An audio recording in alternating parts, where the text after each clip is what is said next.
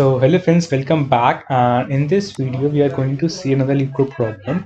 So it appeared in the bi-weekly contest. It's a problem 2, and we will see the next problem also, which means the third and the fourth. So the problem states that we are having an array which is sorted in the non-decreasing order, which means that it is sorted in increasing or equal to elements. So it can have a so it will have increasing elements, and the elements can also be equal.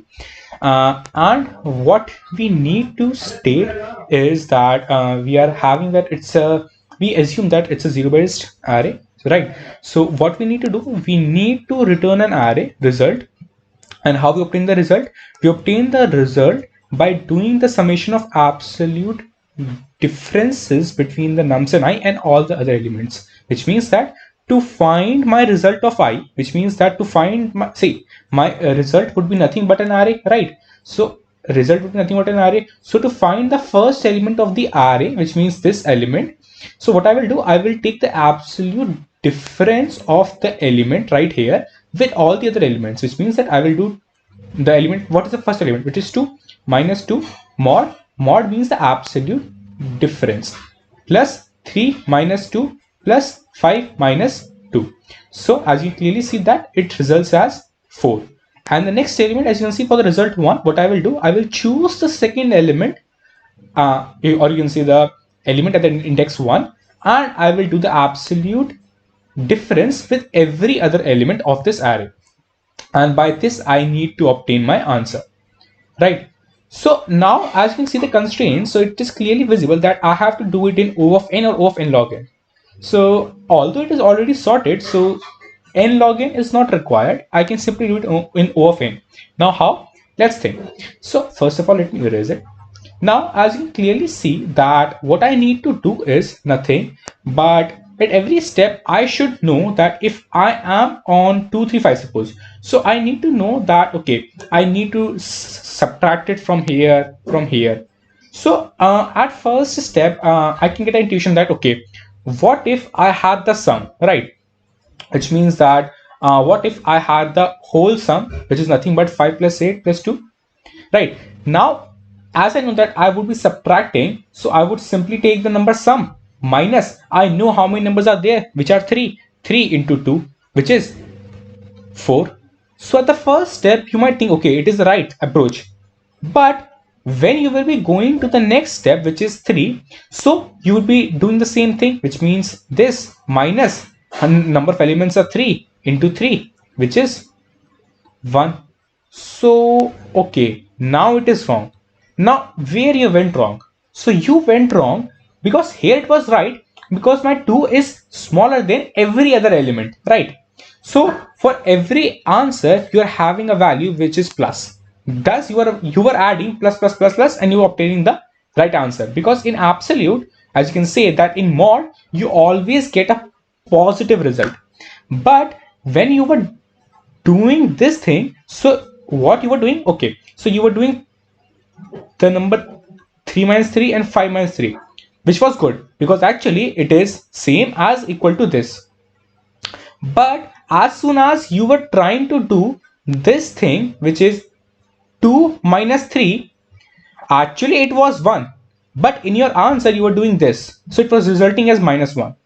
Understanding the fact? So it was where you were going wrong, right? Which means that for the numbers which are this, all these elements are smaller, right? So as I was subtracting, see what I was doing is, let me erase it.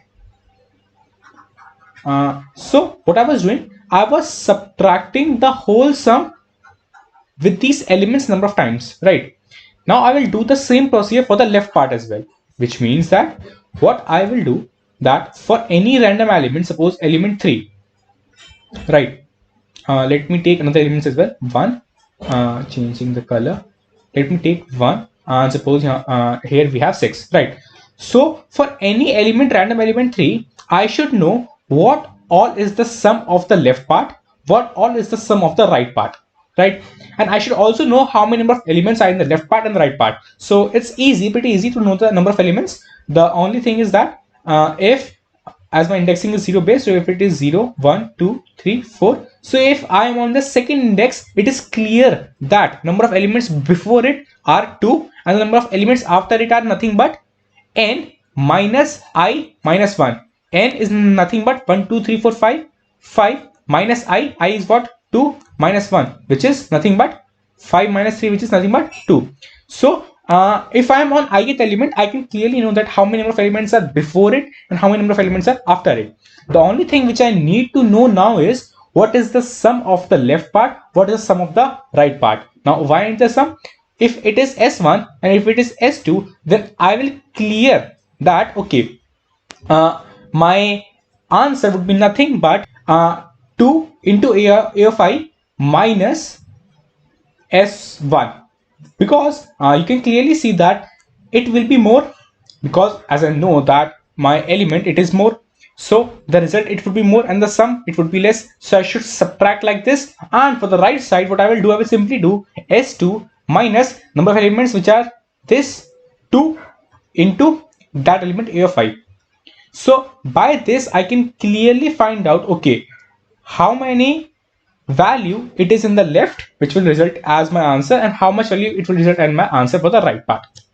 Now I need to do it for every element. So if I will find sum for every left part and every right part again and again, so it will be pretty hectic, right?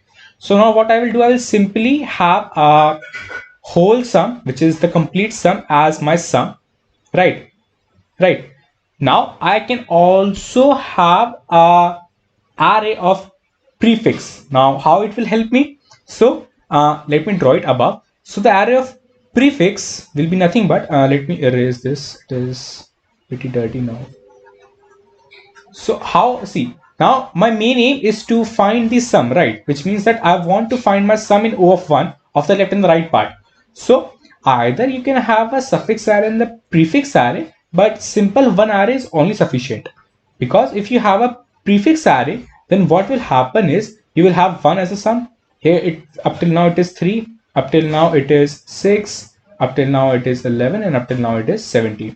So you can clearly see that if I need to find, okay, if I am on the element right 3, so my sum of the left part is nothing but 3, which is thus this, and for the sum of the right part, I can simply do my subtraction of my sum, which means if my whole sum is sum, then my sum of the right part is nothing but sum minus the element, which is this 6, because up till here you can clearly see that it is the sum for the part this, right? So I need to find the sum of the rest remaining part, which is this. So I will simply do it, my sum minus my prefix of I, it is the S2, which is the right part, and for S1 it is nothing but this, right? So I hope that you guys got the proper intuition and the logic that, okay, how we resolved and how we reduce this complexity. So let me show you the code. It's pretty simple. Now you can clearly see that first of all, I took the sum of the whole array, right? Then I have my vector of answers for storing the final answer, and it is the num, which is the number of elements in this array. Now my this before is nothing but my sum, which is the prefix sum, which means that I'm at every step I'm storing what, see, you can use this array, but you can reduce the space, because at every step you know that, okay, the sum before it is 1, the sum before it is 3, the sum before it is 6. So at every step you know the sum, right? So I will just store the sum, which means the prefix sum, in this variable called before. Now I will simply run my loop, which is this, which means that I will simply go on to every element to find its answer. For the answer, first of all, I stored my element in my variable called EL. Then my sum, the remaining sum, it is nothing but sum minus EL, because if I'm on EL, then my remaining sum is this sum, right? Then I will check how many number of elements are before it, which is nothing but I, as I said above, and the number of elements after it, which is n underscore a, it is n minus I minus 1, as I showed you above also. Now in the next step, what I will do, I will check the value of the left part, which is nothing but sum minus n a, which means that number of elements in the left part, into that element. So it will be nothing but sum of elements in the sum of answer from right part, right? And now you can see the before one. Sorry. So now you can see the see this value, which is nothing but el, which is the element, into n underscore b minus bef, which is the sum which was before. So it is the sum of answer from left part, right? And thus at every step I will simply do one more thing, that I will add my el in my before, because at every step I'm increasing my prefix sum. Then simply I've obtained my answer, and I will push back in my answer factor, which means that it is the answer for this element. So it will be the result vector, right? So yeah, it's all for this video. I hope that you guys got the proper intuition and logic that why our first approach was wrong, and how we can improve it, and how we can modify it. And we can just store the left sum and right sum. For the right sum, we can simply subtract it from the whole sum of the before sum, which we do it. And how we can use this concept of prefix sums here. So yeah, it was all for this video. I hope that you guys got the proper logic and intuition. If yes, then do hit the like button, and see you guys next video. Until then, be at any. Bye.